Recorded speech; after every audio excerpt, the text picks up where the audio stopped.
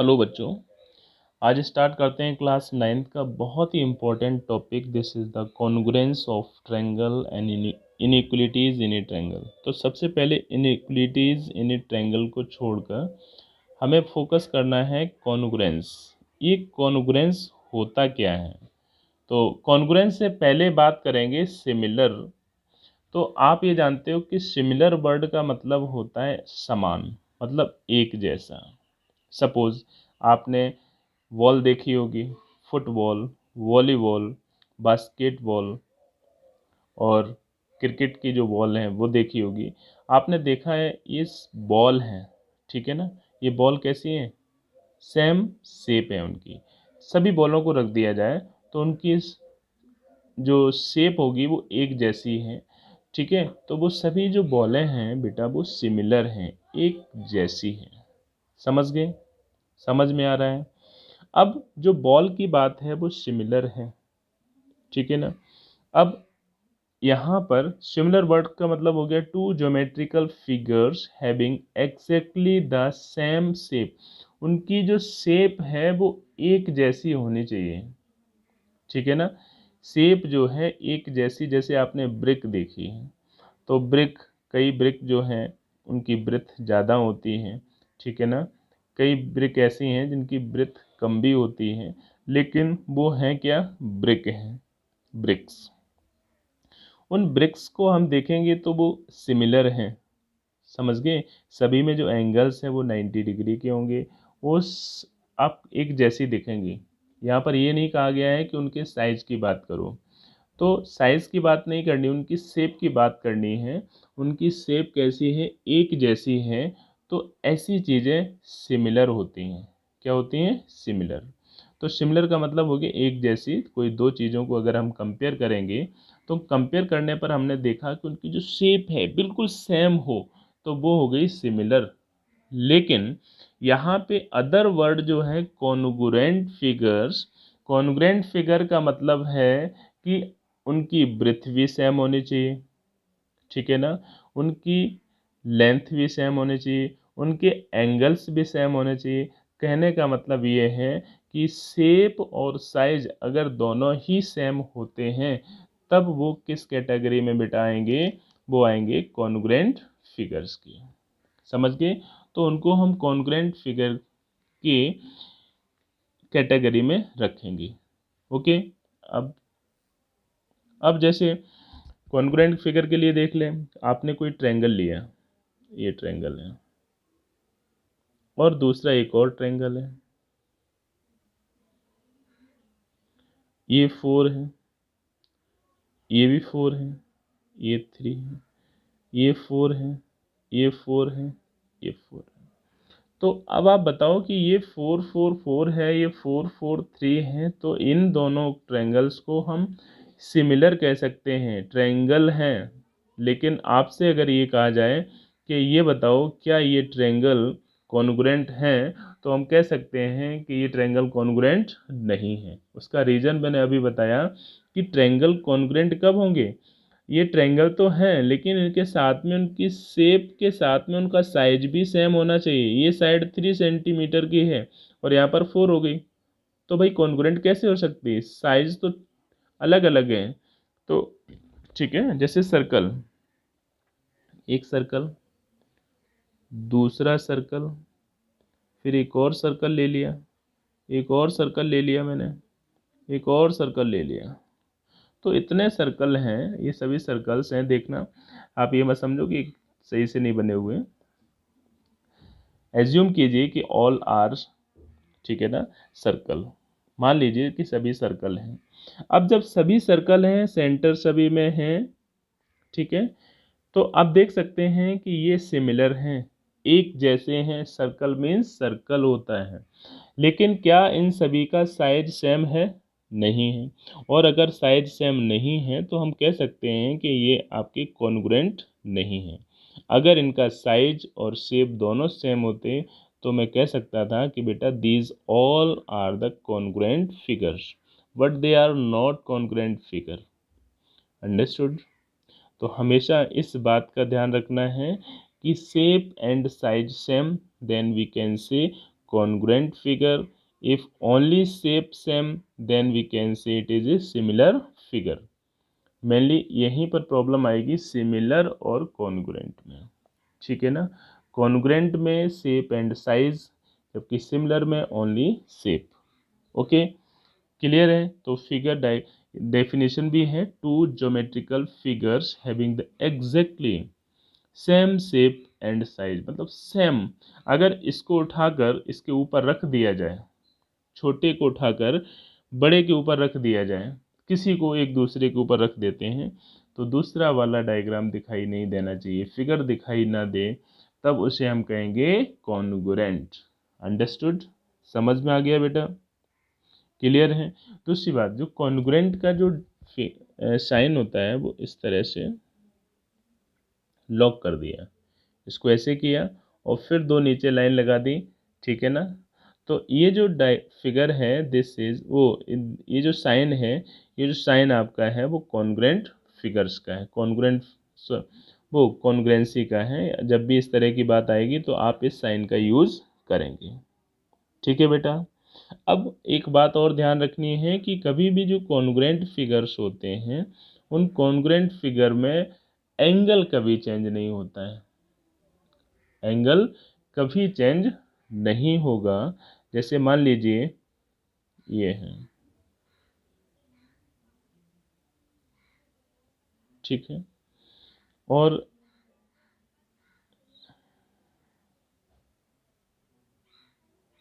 Sorry similar में, congruent में तो मतलब ही नहीं है, सिमिलर की बात कर रहा हूँ। और एक आपका ये,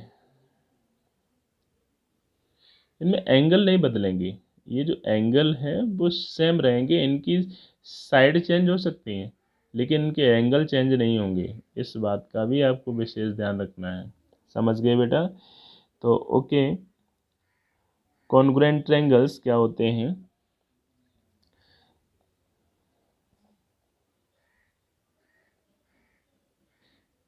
congruent triangles,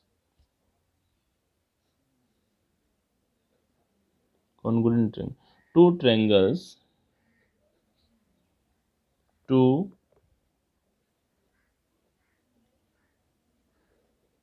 triangles are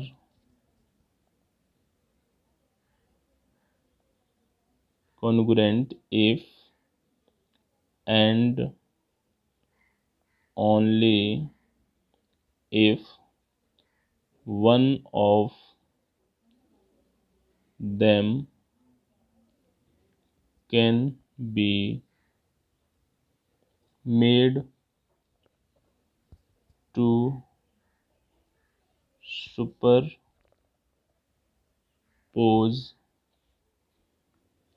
on the other so as to cover exactly। कहने का मतलब है कि टू ट्रायंगल्स कॉन्ग्रुएंट तभी हो सकते हैं जब वो एक दूसरे को कवर कर सकें, ठीक है, एज टू कवर एग्जैक्टली। इस तरह से रख दिया जाए, वो दूसरे को ही उसके ऊपर रख दिया जाए तो वो एक दूसरे को कवर कर लेंगे, तो उसे हम कहेंगे कॉन्ग्रुएंट ट्रायंगल्स, ठीक है ना। Congruent triangles are exactly identical. कैसे होते हैं? आइडेंटिकल होते हैं। जैसे मान लीजिए मैंने आपसे कहा कि बेटा कि if triangle A B C congruent triangle D E F, A B C D जो ट्रायंगल है वो डी ई एफ ट्रायंगल के कॉन्ग्रुएंट है। इसका मतलब ये होगा कि जो ए है वो डी पर आएगा, बी है वो ई पर आएगा, और जो सी है वो एफ पर आएगा। समझ गए बेटा?